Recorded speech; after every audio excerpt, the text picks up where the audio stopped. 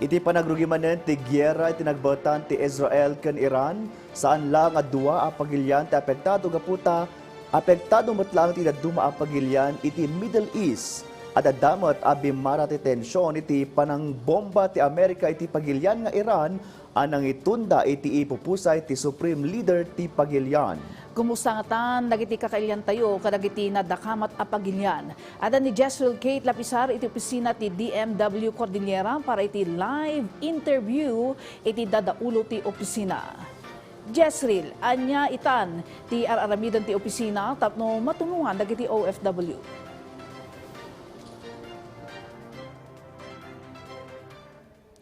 Iti baet dagiti wenno iti baet ti agdama agubat iti Middle East agtultuloy met ti panagdanag dagiti umili ti Region Cordillera para kadagiti pamilya dang amang mangged iti lugar. Ita agundaway intayo amuan ti agdama akasasaad dagiti kakailyan tayo iti Middle East ken anya dagiti maipaay a tulong kadakwada tapno mapagtalinaed ti kinatalged da bayat ti gubat. Makadwa tayo ni Department of Migrant Workers Cordillera Regional Director Cheryl Daitek. Good afternoon po, ma'am. Ma'am, unang tanong na lang po, sa tuloy-tuloy na tension ngayon sa Middle East, kumusta na po ang monitoring natin sa ating mga kababayan mula sa Region Cordillera na nandoon ngayon, especially sa Iran, Israel, Dubai at iba pang mga lugar doon? We have offices in the Middle Eastern countries, no? Marami kaming mga opisina dyan, which are called the Migrant Workers Offices. They are monitoring the situation of our OFWs there, and we in turn are in close touch with the MWOs to find out what's being done to help our OFWs in those countries. Sa listahan ng DMW, walang OFW na nasa Iran. Pero of course, I'm talking about the documented ones. We cannot say for sure na walang nagtatrabaho doon.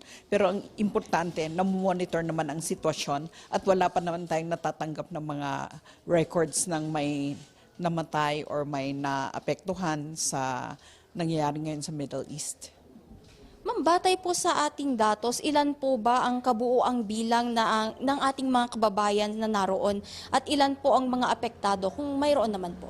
Ang hirap malaman kung ilan ang apektado, lalo na't maraming mga Pinoy, maraming mga Filipinos ang umaalis ng bansa na walang dokumentos, no? So dahil maraming undocumented, hindi natin masabi kung ilan ang affected. But as of now, we had from 2025 to the first days of 2026, meron na tayong napaalis mula sa Cordillera na 557 na OFWs mula dito. Yan ay yung documented lang, yung wala sa record, hindi natin alam. Pero so far, wala tayong narinig na masamang report tungkol sa mga kababayan natin. Ano po ang ating mga efforts para matulungan po sila at paano natin masisiguro ang kanilang kaligtasan?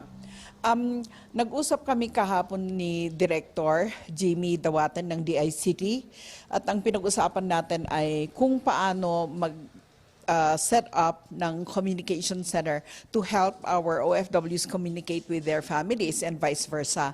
So kanina pumunta dito ang DICT kasama si Director Dawaten at tinayo na nga nila yung internet Starlink internet connection na pwedeng gamitin ng ating mga OFW, lalo yung mga sa mga lugar na mahirap ang connectivity.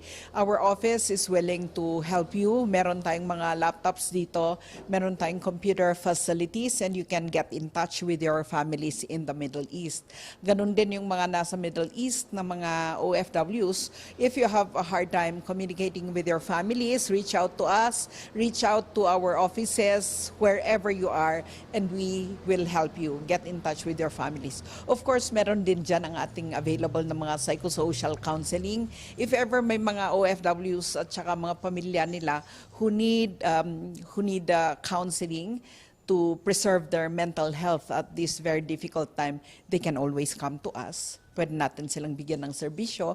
Meron tayong OWA na naka-standby din lang na nag-aantay ng mga pamilya ng OFW at ng mga OFW na pwede nating bigyan ng ganong serbisyo. Meron din kaming mga ibang services, of course. Pag mga nangangailangan ng repatriation, kailangan nilang umuwi, punta lang sila sa aming malapit na mga MWO offices abroad. Ma'am, meron din po tayong mga karagdagang katanungan.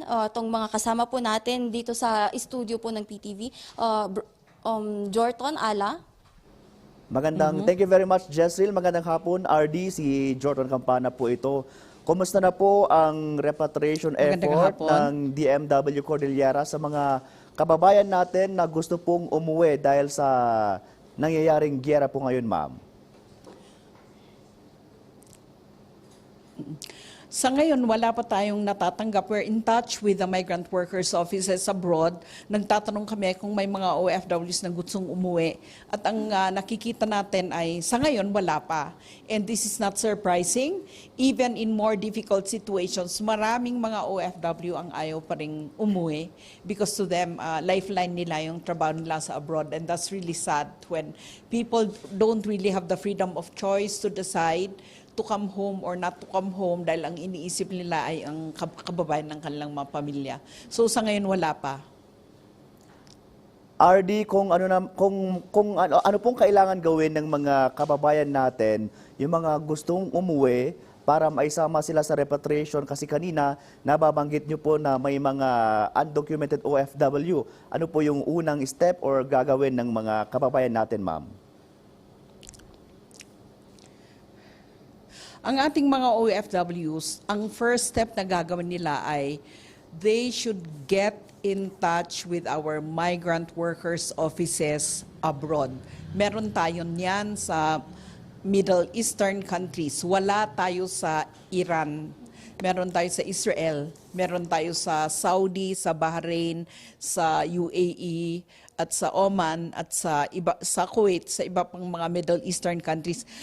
Ang mga OFWs natin na gustong umuwi, gustong magpa-repatriate, all they need to do is to go or to visit or to call if they have the number. I'm sure they have the number, or to send an email. Ngayon, if they're having challenges in getting in touch with these offices, pwede rin silang they can get in touch with the migrant workers office here, DMW office here in Baguio. But I'm sure that on-site, marami ng mga information na nalalaman ng ating mga OFWs. Magandang hapon po, RD Hello. Daitek. Si Ala Sungduan po ito. Sa mga ayaw pong umuwi at gustong manatili sa Middle East, especially sa Hello, Israel at Iran, ano po ang tulong natin sa kanila?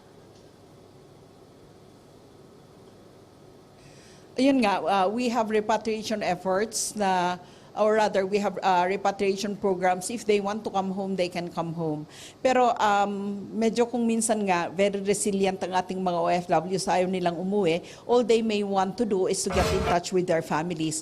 Our offices overseas are ready to assist them, to connect them to their families here.